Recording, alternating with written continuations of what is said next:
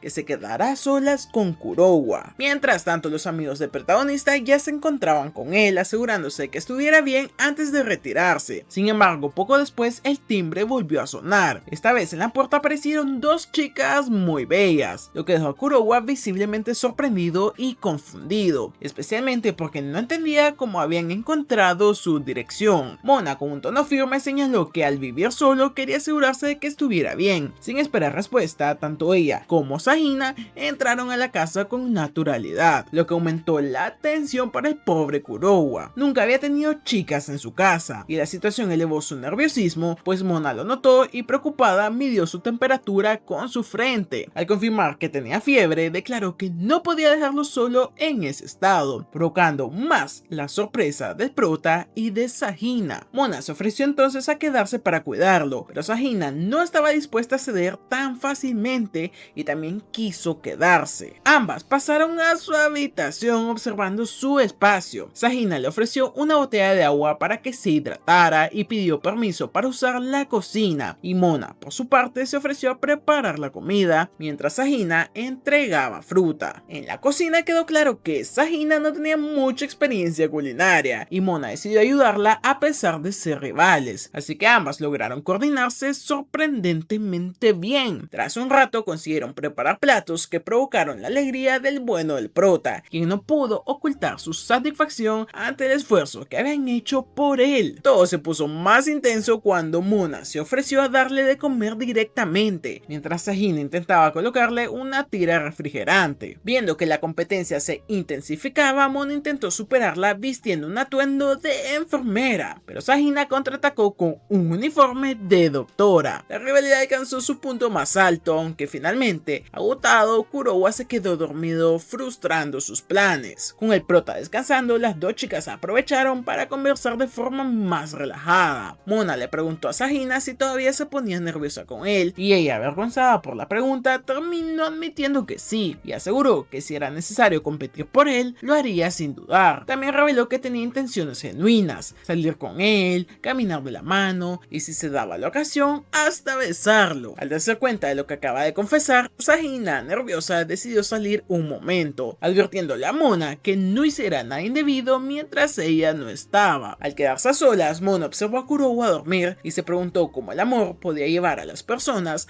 a actuar de forma tan irracional. Mientras ella se encontraba sumida en sus pensamientos, Kurowa, aún medio dormido, terminó cayendo en sus brazos, y en ese momento Sahina se dirigía a una tienda. Durante el trayecto recordó aquella ocasión en la que se tropezó con Kurowa y él la ayudó. Ese había sido el instante en la que ella quedó completamente flechada de él. De vuelta en casa, Mona, aún con el protagonista sobre ella, lo acomodó nuevamente en la cama. Sin embargo, al verlo tan de cerca, sus labios a escasa distancia de los suyos, sintió una fuerte tentación de besarlo, y estuvo a punto de hacerlo, pero en el último instante se detuvo. Fue entonces cuando Sahina regresó y la sorprendió, acusándola de estar haciendo trampas. Pero para evitar un escándalo en la habitación de Kurowa, ambas decidieron salir para hablar en privado sobre lo que estaba ocurriendo. Durante la conversación, Sahina le reclamó a Mona que siempre insistía en que solo eran amigos, cuando en realidad ella estaba claramente enamorada de él. Presionada, Mona terminó admitiendo